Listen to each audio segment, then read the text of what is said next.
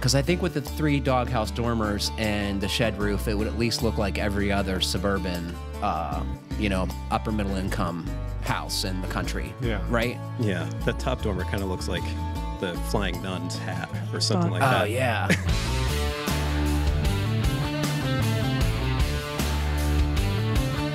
Welcome to the Fine Homebuilding podcast, our weekly discussion of building, remodeling, and design topics aimed at anybody who cares deeply about the craft and science of working on houses.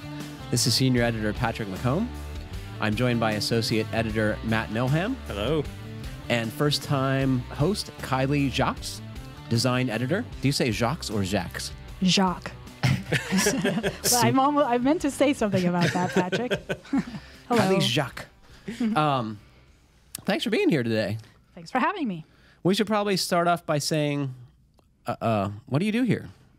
I think you just introduced my title. I know, what does that mean? So, Fine Homebuilding is design, remodel, and build. So I take care of the design aspect of things and try to find builderly hooks where I can.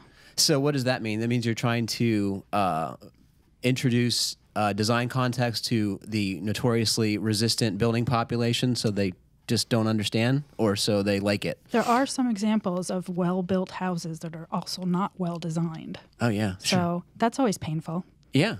Seems like a waste of time, doesn't it? Mm-hmm. And how long have you been here? Just 1 year. Just 1 year, and we're just learning how to say your name. Thank you, Matt. Yeah. I didn't want to make you feel bad, but... That's cool. Thanks for being on here. So I understand that you were working with a designer to remodel your own bathroom. Is that correct? It is correct. There's the next Kitchens and Baths issue, 2019. We're going to do a story about this bathroom model. What's wrong with your bathroom presently? Just about everything. There's 3 doors. It serves as the laundry room too. So there are 3 clashing doors, the main door to get into the bathroom, and then the 2 laundry doors. So I'm always battling those. Sure. Because if you're doing laundry, those are open. Right. And I'm banging my head and moving my vacuum cleaner. It's just a mess. And what about the overall condition? Is it? It's in bad condition. You've seen it, Patrick. It's pitiful. I have seen it, but the folks who are listening have not. So, well, I wish that I'd brought a picture just so you appreciate it. But also, it's just a waste of space. It's a nice sized bathroom, and it's being eaten by all the wrong things. So we can put a photo of it on the podcast webpage so folks can see your bathroom, and we'll do that. And so what's the hope? Are you going to move the laundry out of there, or are you going to keep it there? We're actually presenting this bathroom to 3 different designers and giving them 3 different scenarios. So we'll see what they come up with. But I have a vision of what I want, but I'd like to see some other ideas. Did you give them a wish list to start with? Yes. And what is that? And not exact words, but... Right. Well, I gave them a materials list. I gave them... Well, I shouldn't say that. I worked with one to whom I gave materials ideas. Mm-hmm. The others, I'm going to leave it up to them because we're going to do an aging in place bathroom. We're going to do a bathroom that would be suited to somebody like me, and we're going to do a bathroom that would be functional for a small family. Using your space Using my space. Oh, that's pretty cool. So, yeah. And did you give them budgets, or is it open-ended? It's quote-unquote a modest budget. Does that mean like $5,000, 10? 10 probably. Yeah, that's about the most modest, right? It's going to include plumbing, and yeah, it's a gut job. Uh-huh. Mm-hmm. And you're going to do this while you're living there? That's the plan. Luckily, I live close to the gym, and there's a bathroom there. Store up on buckets. When my wife and I had to redo our septic system in our first house, we had to use a porta-john for several days, and that was just horrible. It was probably about a week.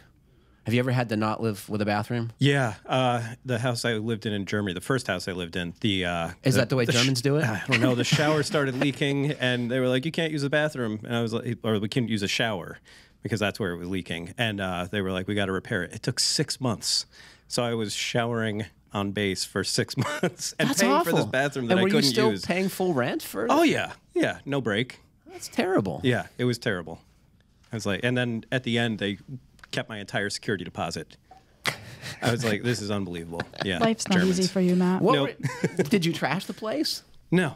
No. What was the rationale for keeping your security deposit? I have no idea. Not only that, but they found mold in the house while I was there. And so I couldn't use the living room for another 6 months while they remediated that, because they had to basically take the entire wall out. It was a house that was built in the 1800s. They'd had a plumbing leak in the attic like 15 years earlier. And they pulled this gigantic like built-in cabinet out, and it was just behind it was just a wall of mold. Wow. Yeah, and it was like that all in the walls and everything too. So they tarped the entire thing off. So probably Did you feign a respiratory illness? I should have. Yeah. Yes. But like about a quarter of my apartment was just like inaccessible for roughly 6 months while they did that work, because they didn't do all sections of the wall at the same time. This whole thing was sort of like moving around the house as it was going on. Were you traveling a lot when this was going on?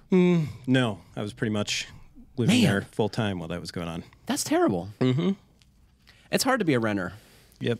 So you own your house. Also, yes, I was going to say, it's also hard to be a homeowner. This is my first house, so lots to learn. Luckily, you guys are around. Take advantage of your knowledge. I wouldn't trust us. But we're going to follow this story because I'm interested. I love the idea that you're having like a design charrette for your own house. I owe that idea to Justin, and in fact, we're going to do it with Matt's kitchen, too. How come I'm being left out of the charrette? Because your house is already done. Pretty good. Matt's kitchen is as bad as my bathroom. Yeah. Is your kitchen as dysfunctional as her bathroom? It's pretty dysfunctional. I mean, it's not the worst ever, but it's a U-shaped kitchen. It's relatively small, and it's just really poorly connected to the rest of the house. And worse than the kitchen, there's sort of like... That's hard for me to figure out. So the kitchen is sort of its own space that's kind of separated from the rest of the house.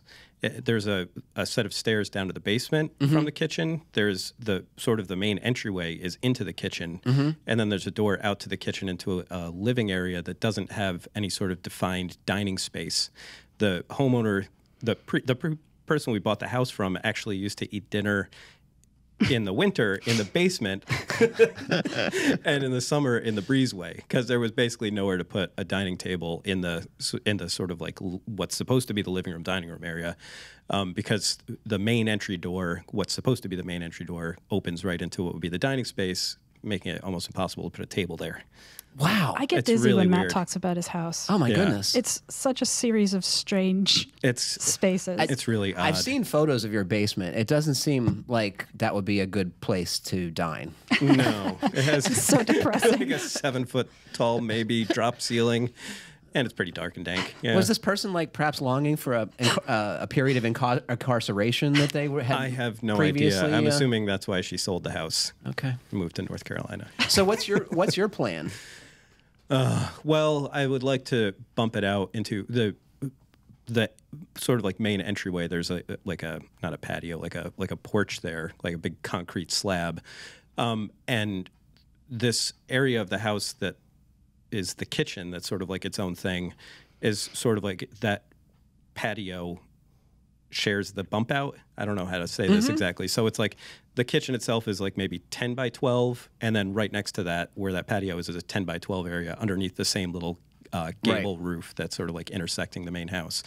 So I'd like to basically bump the kitchen out to include that entire space. So you take the wall down, or do you put an opening?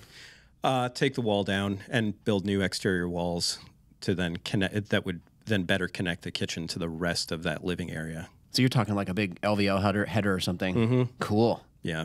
You're gonna need some help picking that up. Probably. I'm busy that Are day. you going to do that work yourself, Matt? Maybe. Are you gonna get a permit?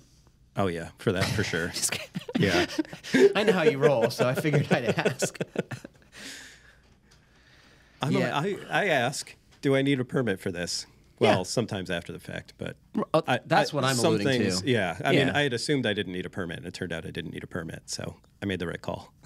I think this restructuring would require a permit. Yeah, even in the most like, What about my bathroom? laissez-faire. Yeah. Yeah, There's anything with plumbing, plumbing, right. totally.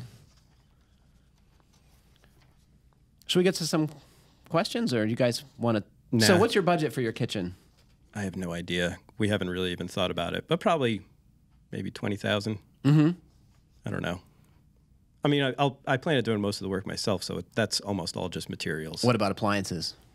Cost of appliances are up right now. Yeah, I heard a story on the radio this morning about that. Yeah, the tariffs have really driven the Like price of the appliances 25%. up. Yeah, Is that true, listeners? I'm curious because prices never go up 25% on something that expensive, like in a short period of time. So Usually if that's it's true, incremental. I'd love to hear if that's indeed true. I find that hard to swallow, but I didn't hear 25%. I heard 17%. Yeah. I could be wrong. I don't know. Whatever the tariffs are, they've gone up that much. Not a good time to People buy. could spend $20,000-$50,000 on appliances alone. Yeah, and most of the appliances that are in there are perfectly fine. The dishwasher is new. The refrigerator is relatively new. Same with the range. So I wouldn't feel necessarily a need to replace those right away just because they function. Right. But if you're designing cabinetry and stuff around appliances, it has to be what you plan to have. Yeah. So you're going to leave them. I'm going to leave that. I'll definitely change out the sink. Right now, the sink's in a corner, which is also next to the dishwasher, so you can't actually have the dishwasher door open really when you're at the sink unless you want to trip over it. Because it ends up basically behind you. Which is exactly when you want the dishwasher door to be open. Yeah, exactly. Standing at the sink. Yeah, I mean, you can kind of like maneuver in there. You just have to stand in one spot and back up, not accidentally. Take a step back, dude. We have to like close our dishwasher to walk by it in our kitchen. Well, you can kind of sneak around it. There's like probably 4 or 5 inches if your shins are skinny. You got really skinny ankles. I just skip the dishwasher altogether. You don't use it at all? I don't have one, and I'm perfectly. You don't have one? I would probably take it out if I did have one. What? Yeah. You are aware that washing dishes in a dishwasher saves water and energy. I actually am very careful when I wash dishes for that reason. I'm not saying it's equal to, but I try. Why do you dislike the dishwasher? I'm not sure. I can't put my finger on it. I always have, though. I think it's my favorite appliance. Well, you and I got into a little bit of an argument about having a washing machine in your kitchen. Remember that? Yes. Last week we talked about that. I think that makes a lot of sense. And I think it's wrong on every level. And why do you think I'm wrong on every... Oh, well, I'm not. Not you. Yeah. I just don't think it's a... You were worried about hygiene. Yeah. I mean, your dirty socks near your pizza. I don't know. You're wearing socks while you're eating pizza? That's what I'm thinking. You make a good point, Matt. I don't know. There's just something about dirty laundry in the kitchen that just doesn't appeal to me. Call me crazy. What I like about it is you can keep track of it while you're, preparing a big meal. My place is so small, I can do both. And as one person, you're not making as much laundry as like a lot of people, I'm sure. You're right. Yeah. We have 3 in our house. It's very European. Yeah. I like it, but I don't like the way it's arranged in my kitchen because it takes up too much of the visual space. It's like in a big cube. Yeah. It's a drag. Hey, can we show, do you have the slide of the woodshed that Rob and I are going to work on? I didn't. So tell me about that. I actually put it in there. We can do it next time. Okay. Yeah, we'll do it next time. So briefly, just folks are going to be interested. So Rob designed this like easy to build woodshed, right? Right. And you need one. And yeah. So he's going to do a much smaller version of the one that he did. So it'll hold about a cord. Oh, that's awesome. Yeah. It'll be really nice to have. And you do a lot of your heating with your wood stove. I do. Yeah, that's cool. Yeah. Does it save you money? I'm not sure yet because I've only been there a year, so I'm still trying to figure out what I'm paying. And how much wood did you end up buying for the season? 1 cord exactly. Well, that's perfect. Yeah. Man. That will save you some serious cash, I'm sure. Kind of a weekend burner, though. Yeah, because so it's tough to keep it going while we're at work. Exactly. It takes so long when you get home in the evening. Get it hot. Our first question comes from Jack. Hi, FHB. Love the podcast. Thanks so much for all of your insight. Quick question. I'm doing a drywall repair in a tiny half bath. When we pulled down the ceiling, we realized that the ventilation fan isn't actually connected to anything. Obviously, a working fan is a good idea when the bath is right off the living room and sees a lot of use. But the bath is in the middle of the house, so there's really nowhere to vent it without making holes or a soffit. There is a boiler room below with flue pipes that I doubt vent anywhere since they look like a mess and it smells terrible. But I told him, I presume that's the homeowner, to look into that, and it's above me. My question, I don't want to pull out the vent altogether. Can I vent it into the boiler room? How hack illegal would that be? There is no fresh air vent to any vent in the boiler room. And do they make some sort of filtered recirculation bath fan? Like a range hood, maybe? Thanks, guys. I don't know where to begin with this one. What do you think, Kiley? Well, I find this kind of interesting, too, because I'm dealing with a vent that doesn't seem to be very effective, and I'd like to figure out what to do with it, so it's somewhat related, although I don't have a boiler room that I'm looking to vent Dump it into. What do you think of that? I don't know that it's a great idea to be dumping methane from yourself into a possibly room with a explosive combustion environment. Yeah. I don't think it's a good idea either.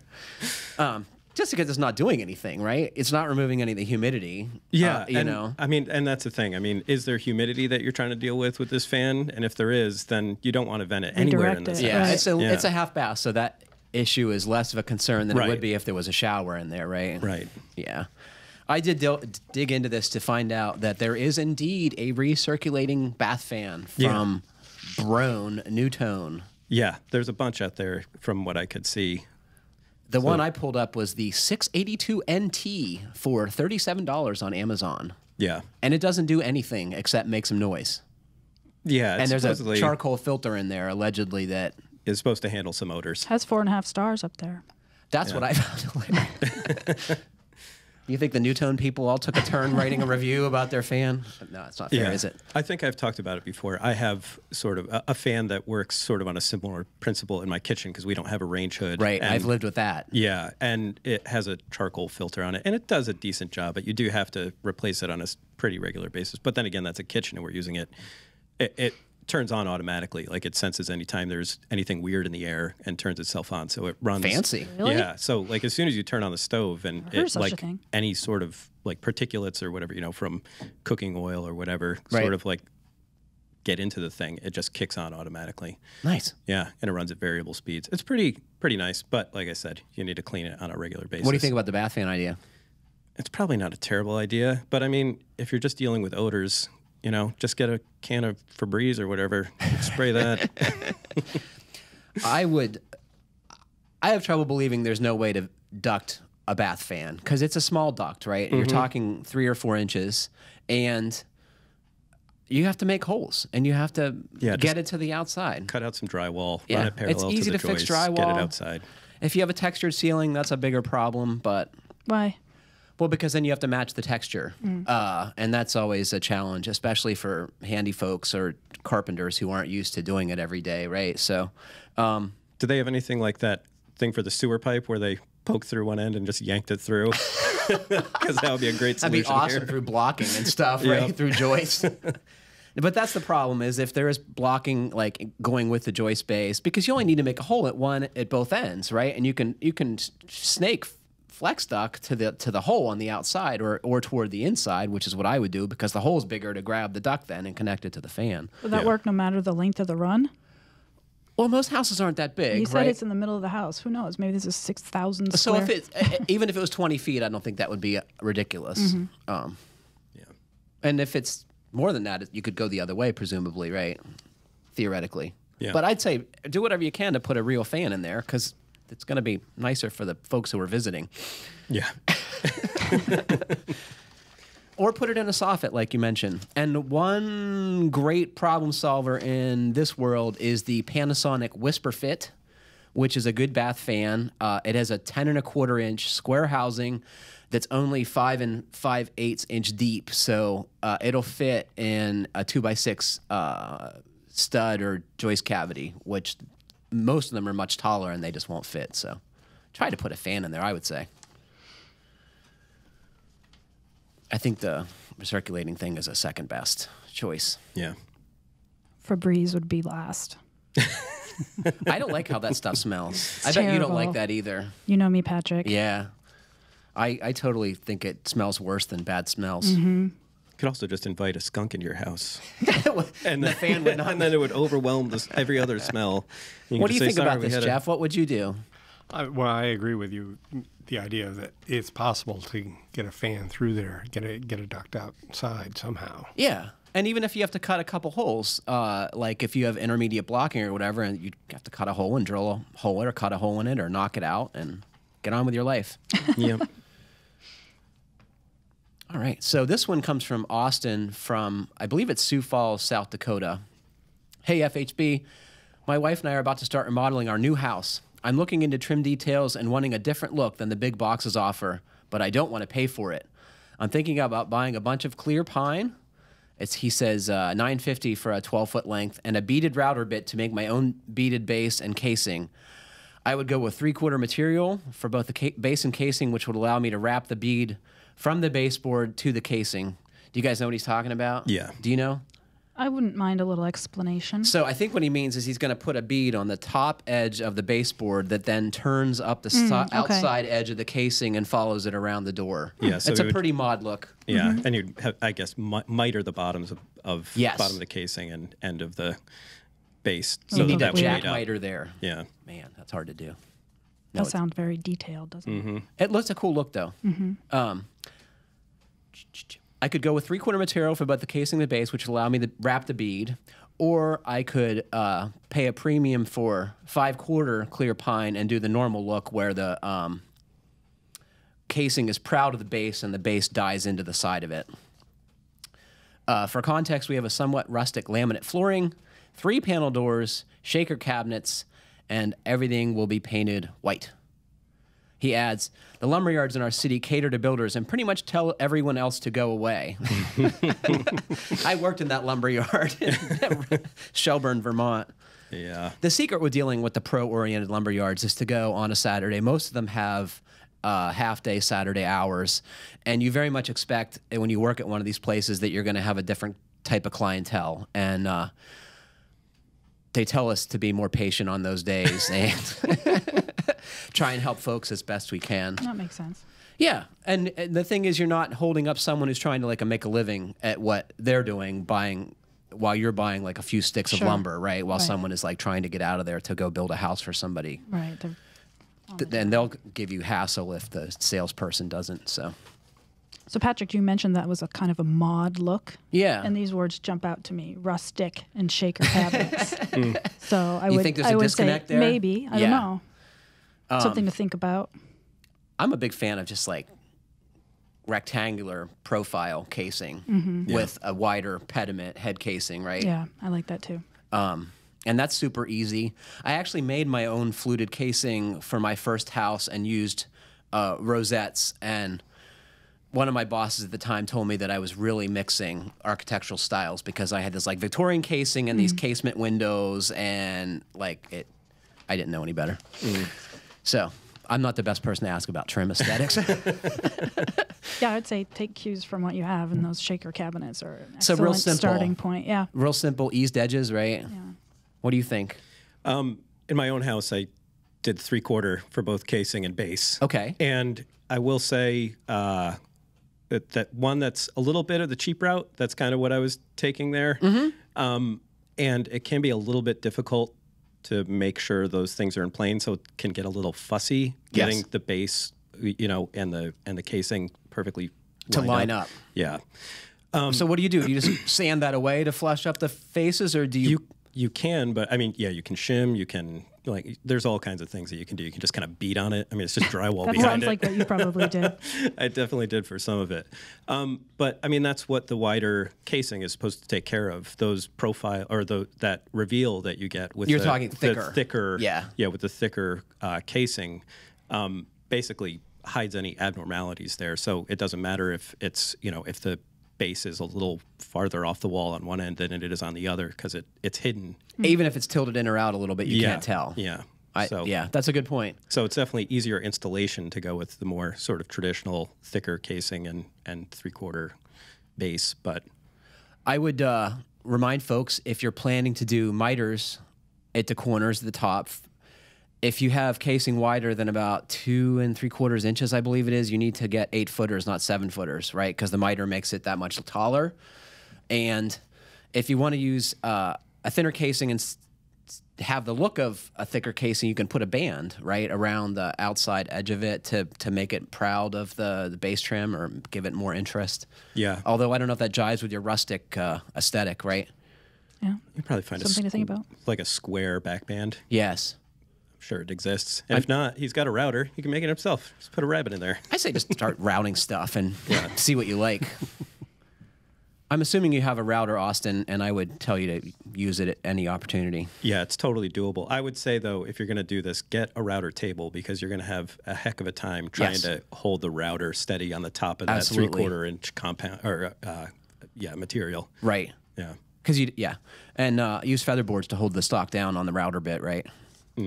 Do you know what we're talking about? No, this is where I get a little So lost. like they're like fingers that go on the router fence, and they keep the stock tight to the bit so it doesn't have variations in its depth. Okay. Thanks, Patrick. No sweat. Joseph writes, hello, thank you for the informative and entertaining podcast. A couple weeks ago, one of the hosts said they wish y'all had more design questions. I'll be starting a home on 50 acres in Texas within the next year. Climate zone 2, almost 3. Electric and water are already run to the site.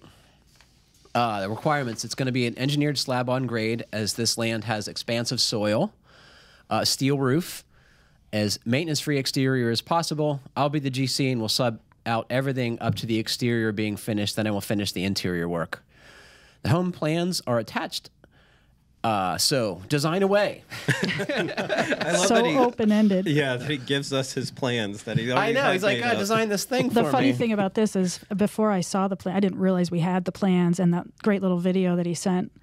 So I tried to put the video up in this slideshow for those of you who are listening. We'll put it up on the podcast page, but it's like a 360 of his lot, right? Right. And it's cool. It's lovely, right? Yeah. It's a big piece of land. And it's funny because I didn't have that to reference. So I just started looking at, his region and what's, the vernacular form there. And What'd you find to be the vernacular long, characteristics? sprawling, hunkered down ranch With porches, style, right? With porches, Yeah. right?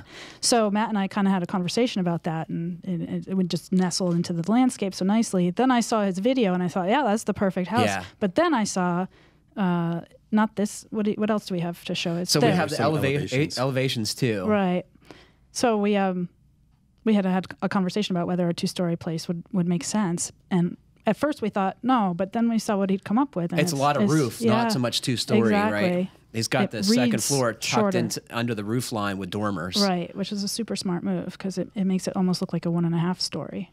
And I like steel roofing in his climate, especially. Galvalume is much longer lasting and potentially has a cooling effect than asphalt or other things. Yeah, I'm I wondering. think he nailed the vernacular style. Yeah, I'm wondering what he's thinking about for siding. I don't It think looks he like said. lap siding from the elevation drawing, but I'm guessing it's probably fiber cement in the climate because if I don't that's what think he's looking, low wood would be bad. maintenance, I had one observation about this, and it could be an issue or it might not be. So I didn't find a compass direction on the floor plan, right? And I didn't find the elevations were described by direction. So there's one elevation, he calls it the rear elevation, that has tons of glass. If that thing was south or west facing in that climate, that house is going to cook. It is going to absolutely cook. I mean, he's got a little shade from the porch roof, right, that seems to go around 3 sides of the house. And that might help with the solar heating, but oh my gosh. I hope that has My some... guess is that he's considered that. Yeah. I bet it's north facing. I would hope so. Because, yeah. You don't build on a piece of land like that and not give that some thought. I would expect in that climate would Yeah, be a huge exactly, oversight. Exactly. So let's give him the benefit of the doubt. And if Tell you him to didn't rotate spin the your house. house around, Yeah, if you haven't started building yet. Yeah. So I wasn't sure if he design away is a broad task. what did you think of the floor plan? I have to be honest, I didn't spend a ton of time looking at the floor plan. It looks pretty I looked at the conventional. elevation drawings. Yeah. I see. It's not. What's the square footage? Does it say? It's around 2,000. Okay. I'm not even sure those dormer windows do anything in a second floor. I think because there's no a second floor shown, so I'm thinking those are just light into the first floor space from high above. Yeah, Right? I think you're right. Yeah, I think it's just a vaulted ceiling in there, but I'm not 100%. Because all the bedrooms are on the first floor. There's 3. Yeah. It's a nice place. You folks can't see it on the who are listening, but it's got 2 bedrooms on the one end, garage on the other. Looks like the master bedroom is on the back side of the house with its own suite. There's kind of a long hallway that leads into the bedroom, which I think is kind of a cool architectural feature in a private space like a bedroom. Like, no one walking by is going to see into your bedroom by Right. mistake. Yeah, it's a nice transition. And it has a door onto the covered porch from the master bedroom, which is also an awesome thing. I can imagine sitting out there in the morning or in the evening and having a cup of coffee or a cocktail. Yeah. I would encourage this listener, if he has more specific questions about interiors, to feel free Yeah. to send them along. so we can We got lots get of into more opinions. specifics. What do you think about those pork chop returns? I do not feel strongly about pork chop returns. I know many people do, the derided pork chop return. Yeah. It's become one of my favorite expressions. Can you tell me what that means for those folks who aren't familiar with the term? I don't think that I'm the one to put it into, and I can visualize What does it tell me what it look like to you? Stunted. So these are like what happens at the gable end, right? Right. It's how you resolve the eave Return, overhang, yeah. and they have this pork chop shape, right? Yeah. And the more traditional look is to have like a little roof over the cornice return that comes around, right? Mm-hmm. So, what should we tell them to do about this? I'm not going to tell them to do anything about that. We always tell people to do stuff, whether it's polite or not. If this is Well, probably some people don't have a problem with it. Yeah. Others Yeah. feel strongly. And on this kind of house, I think this is probably the situation where most people would say, like, yeah, maybe that is the best solution. But I don't, I still don't know that I love it. But on a ranch house, that's probably The about reason as- for doing the pork yeah. chops, I can tell you, I know one reason is because birds want to nest in that little, if you have a flat spot over heard your Yeah. cornice. Mm-hmm. We used to call those bird nest holders because they do. So, nice project. And as Kiley suggests, if you would be kind enough to send us your specific questions about the inside, Joseph, that would be cool. I think you nailed the vernacular and agree. makes sense for where you live. It's always troubling when people like totally disregard what works for 100 years in their region and does something different. Yeah. Well, we didn't even talk about this guy's region. So it's basically relatively flat topography. It's Trees desert, are right? Yeah, and trees are really spread out, and he's just got views for miles. Yeah. And so if you built a tall house in that area, it would just sort of stick out like a sore thumb, I think. Yeah, Totally. wouldn't work. And I think there's a lot of reasons to like a single-story house. We were just talking about that very thing, what the ranch has going for it. Yeah. Yeah. I used to be really, I didn't care for them for the longest time, but the more I see them renovated and, updated to speak to today's times, I feel like the floor plan is really smart. I'm with you too. I didn't like them, but I like living in a single-story house now, I got to say. It is, especially as somebody gets older, right? Exactly. It's way better. It's not having, And it's more efficient. Yeah. Yeah. Totally. So Curtis from Massachusetts writes, I thought this was relative to podcast 170. So he sent us this photo. Can you describe that, Matt? You got to find it. Where is it? Anyway, it's what is it? It's a shed dormer with 3 doghouse dormers on it. With a gable dormer above that. Yeah, with a gable dormer above that. Almost So hurts your eyeballs to You look at. guys got to see this on our podcast page because it is quite something. He asked, is this a double dormer or a quad dormer? This house is for sale nearby. You can pick up this architectural marvel for a mere $475,000, and I won't say where it is because somebody is probably very proud of this house, and I'd hate to have them made fun of for it. But it's not the only problem. Is the I'd call it a triple-decker dormer.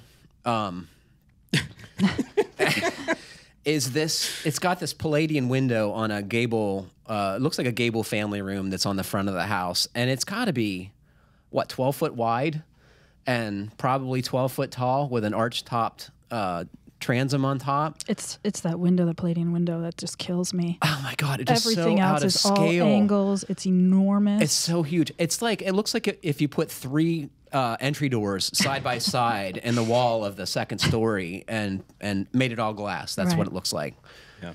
And anytime people introduce a curve in the middle of everything else is rectilinear. Right. Or And then triangular. Yeah. Or and yeah. then you stick a circular window in there. It's just a bad look.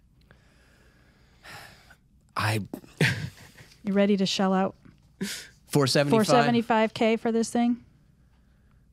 It needs a match. I'm sorry. It reminds It might me, be very nice inside. Yeah. Did you include the picture that I sent you Of course I did. of the stack? So of, this is what Matt's response to me was this morning when he saw this photo. So it's a Nissan Sentra, right? It's forest green, and it's got a double-decker spoiler on the back. Yeah.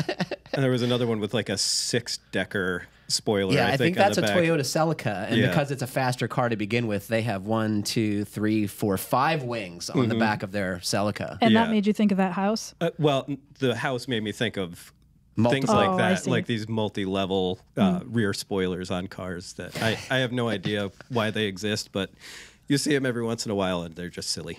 It's a good analogy. How do we tell like someone to avoid this kind of problem in the future, right? So you were saying, you and Justin were both saying that resale value was not an important matrix in your decision-making process with regard to your home improvements and remodeling. And I agree. I was like, if you're living in the house for any period of time, make it what you want. Someone's going to either like it or they can change it when they buy it, right? Agreed. But with all that said, Who's you this going to can't appeal you, to? you cannot Yeah. build this and have someone expect to want it in the future. I don't know. There might be someone who's blind. Blind people need houses. So if I had a friend who was sight impaired or a family member, I would tell them, no, is don't the buy house." this house. What do you think, Jeff? What do you do about preventing this in the future? This do, is do you Jeff's think? house. This is Jeff's house. Well, I haven't seen the picture, so I don't. You haven't But- seen it? No, It's in the slideshow. not the one I got. Oh, well, I'll put it up on the. I put it in That's the. it right there. So I'll just try and describe it again. It's got a Oh. shed porch roof. Directly on top of that are 3 doghouse dormers, probably spaced about 2.5, 2 feet apart. And then there's this huge kind of low slope gable dormer on top of those 3 other dormers. It's like it's like a kid dormer building it out hell. of blocks. Yeah, it does look like it's something from Legos. Yeah. It would be so much better if the 3rd dormer was gone, because I think with the 3 doghouse dormers and the shed roof, it would at least look like every other suburban, upper middle income house in the country. Yeah. Right? Yeah, the top dormer kind of looks like the Flying Nun's hat or something like Oh, that. yeah. It does. And it has really wide, like, curled out things on the exactly. side. It's hilarious. And shrink the freaking Palladian window. I'm sure that's a lovely view of the street, but remove the Palladian window. it just needs to be much smaller, right? It's so out of No, scale. I don't think it works at all. You mean the arch top transom? Right. Yeah. Yeah, I think with like a twin window there or something, it would look. Exactly. Or even a bay. And it should match the one below it. Oh, man. So, and then you sent me something this morning that I wanted to talk about. Oh, yeah? Yeah. Have you heard about this? No, what did you I what'd you told send? her about it yesterday, actually. What? So parents in, what was the school district in? It wasn't Bridgeport, was No. it? No. Ridgefield? Yeah, Ridgefield. I think. Ridgefield, Connecticut. So apparently they had an athletic game. I think it was a baseball game that they were scheduled to play, but the field was all wet. So what do you do when the field's wet? Burn it. Yeah, you dump 24 gallons of gas on it and you light it on fire. You set it on fire. Yeah, no, that's just common knowledge. But they didn't bring in the helicopters. I mean, that's what they do. Right, at the NASCAR NFL. has a jet engine, right, that they tow around behind a tow truck. Or you just play on wet ground is what I remember doing, right? It's just Yeah. what you do.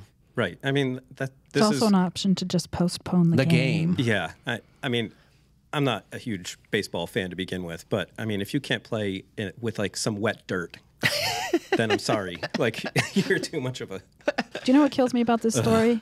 They said, well, we're going to have to determine whether or not the soil has been compromised and Contaminated, is yeah. contaminated. And I'm like, Well, of course it is. has. Yeah. $50,000 worth of Cleanup. cleanup basically for this, because they have to excavate it.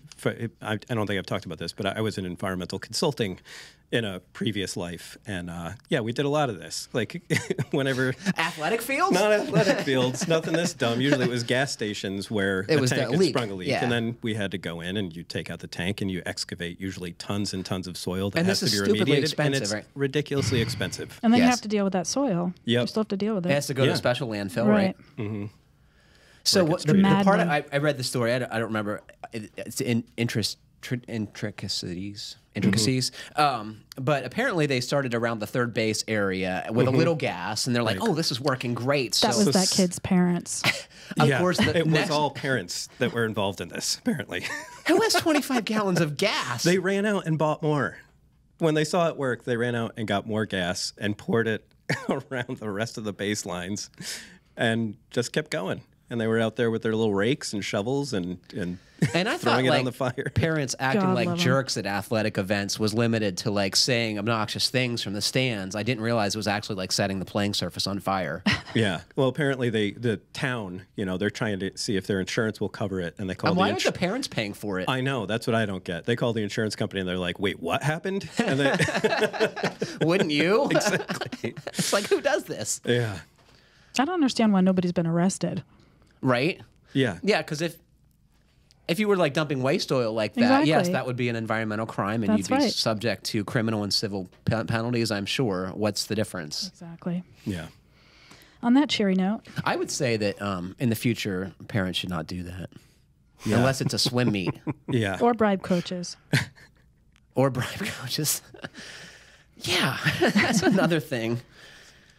Parents these days. I want to know how, like, the kids that were given athletic scholarships in this recent scandal, like, if you're not a rower and you get an athletic scholarship for the rowing team, aren't you going to say, like, Mom and Dad, Do this I have seems a to little row?" weird. Do you know what's going on here? We've gotten way off topic here, Patrick. That whole story kind of just upset me. I mean, there's a lot of stuff to be upset about with regard to academics, but I was just like, that is so wrong. Yeah. Anywho. Well, unfortunately, that's all the time we have for today. Thanks to Matt and Kiley for joining me and Jeff. And thanks to all of you for listening. Please remember to send us your questions to fhbpodcast@taunton.com. My goodness, we're losing it now. Please send us your questions to fhbpodcast@taunton.com. And please like, comment, or review us however you're listening. We've had some success in that regard. My latest plea actually had some results. We had probably 10 new comments on the iTunes Great. interface. So thanks to all of you for doing that. It does help folks find the podcast. And when the comments get too stale, people don't put a lot of stock in them. So please do that, and we're grateful. And thank you all for listening. Please keep Craft alive, and happy building.